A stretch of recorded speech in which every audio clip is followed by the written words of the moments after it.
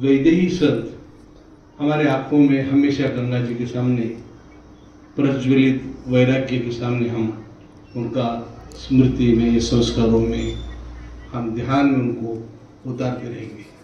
यहाँ आश्रम बहुत है, यहाँ होटल बहुत है, जगह बहुत है, और वास्तव में इन वारकरी साधकों का बड़ा ही विचित्र वैराग्य है। इसी एरिया में रहते हैं, शीशल झाड़ी से लेकर लक्ष्मण झूले और कैलाश आश्रम, और कहीं नहीं जाते। कितना ही बड़ा आश्रम हो, कितने बड़े महात्मा हो, कितने बड़े संत हो, उनका इसी एरिया में ही जैसे हंस रहते हैं, उसी प्रकार से अल्पना ब्रह्म सत्यम जगन मिथ्या बोलने के अनुरूप अपना जीवन बनाने वाले कितने संत या समझो वारकरी शिक्षण संस्था से आके अपना स्वाध्याय साहित्य की उपलक्षणा अवशेष प्रारब्ध के अंदर मैंने कल बाबा जी को बोल रहे थे, कंठी धरणी कृष्ण कृष्ण कृष्ण।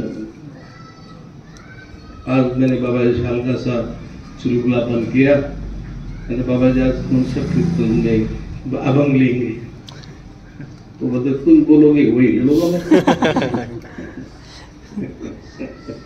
बोले ये घाटे का सौदा है, दे आप जो बोलोगे वो हम सुनेंगे। आपकी जागृति हमारे लिए बहुत बड़ा उपदेश है। हम आपको खामोश होने नहीं देंगे, आपको अवशेष में जाने नहीं देंगे, विलक्षण में जाने देंगे। हम अपने साधकों की पुकार, वैसा भी वारकरी शिक्षण संस्था का आधार स्तंभ है कि बार बार जन्म लूंगा मैं, विश्वास के साथ लूंगा, मुझे कोई दुख नहीं है, मुझे कोई कष्ट नहीं है।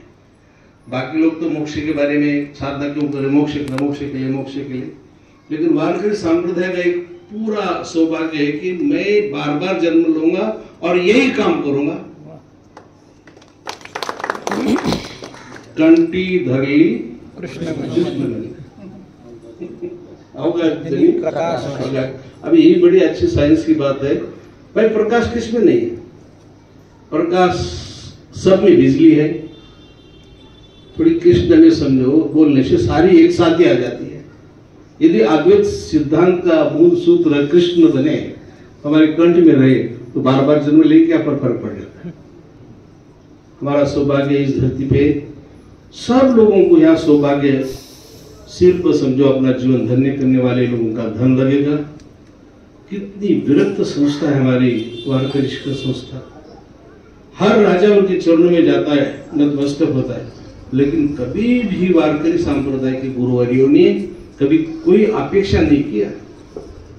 महाराष्ट्र का सारा इतिहास है समझो, जिन महापुरुषों के पास कोई भी पदाधिकारी जाते तो कुछ ना कुछ अपेक्षा रखते हैं, मुझे ये दो ये दो, लेकिन वारकरी शिक्षण संस्था के संस्कार ऐसे नहीं है। और इसी संस्कारों से निकले हुए हमारे साधकजन वैसे ही समझो निष्काम स्वरूप में यहाँ आज बहुत कठिन है। यदि भारत सरकार कहे कि हर महाराष्ट्र का एक बच्चा वारकरी बनकर ऋषिकेश जाना है, कोई जा सकता है, लेकिन हम सारे ऐसे ही पूरे दुनिया का प्रलोभन दो तो भी याद रखना, किसी गांव से एक वारकरी संप्रदाय का बच्चा ऋषिकेश में जाए पड़े कभी नहीं हो सकता। लेकिन अपने ही समझो, अपने स्वधर्म को, अपने स्वाध्याय कर्म को, अपने इतने निष्पक्ष और वारकरी संप्रदाय ही जवान है। जवान कहीं लाखों करोड़ों विद्यार्थी देखना चाहते, केवल वारकरी शिक्षण संस्था में, वारकरी संप्रदाय में दिखाई देंगे। बाकी जगह कौन झोला लटका के कहाँ घूम रहा है, लैपटॉप लेके, फोन लेके, दाल रोटी के चक्कर में पता नहीं दुनिया जा रहा है, माँ कहीं, बाप कहीं, घर कहीं, सारे बिछड़ गए। लेकिन वारकरी शिक्षण संस्था के संस्कारों के अंदर सदग्रस्त बनाना, गुरुवरी की सेवा करना, ग्रंथों का पालन करना, प्रमाणों का अपने जीवन में समझो कंठी धरी। आज हमारा काला है, काला हमारे हरियाणा की गाली भी है। तो गांव का सबसे बेकार भुंडा आदमी तो उस काला बोलते। और काला ये भी है कि सब कुछ कहीं भी कुछ कहीं देखना नहीं चाहते, कोई प्रत्यय नहीं लगाना चाहिए, तो उसका नाम काला ही है। तो संपूर्ण विलक्षण शक्ति को धारण करके हम अपने जीवन को सार्थक बनाने के लिए यहाँ आए। मेरे पास ऐसी कोई शब्द नहीं। मुझे इतनी खुशी होती सिर्फ बाबा जी सामने बैठने से। मैं इस आँख से देख रहा हूँ। मैं 50 साल पहले विचार सागर पढ़ा, 50 साल पहले,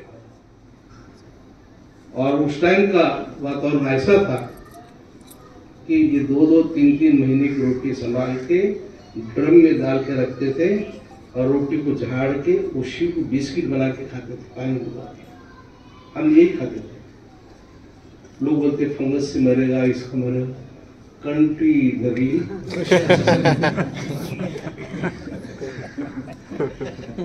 वैराग्य तो सब कुछ है। वैराग्य के सामने कुछ भी नहीं। वैराग्य की कृपा से छत्रपति शिवाजी ने सब दुनिया के अंदर जो सनातन स्थापित किया। और वही समय आया, हम दुबे शहर जैसे लोगों को एक हल्के निमंत्रण के माध्यम से बोले हमारा सौभाग्य। मैंने यही कहा, हमारे विरक्त बाबा जी आए हुए, उनका आशीर्वाद लीजिए। हमारे को एक छोटा सा भूखंड मिला हुआ है और सारे मिलके, सारे साधक मिलके बना रहे। और सबके सहयोग से बनता है, इसलिए काला होता है। काला आज का युग है, सब बड़े। और इतना ही हमारा सौभाग्य, वैराग्य बना रहे, चिंतन बना रहे, रामकृष्ण से मुक्त रहे और यहाँ अच्छा ढंग से सेवा भाव बना रहे।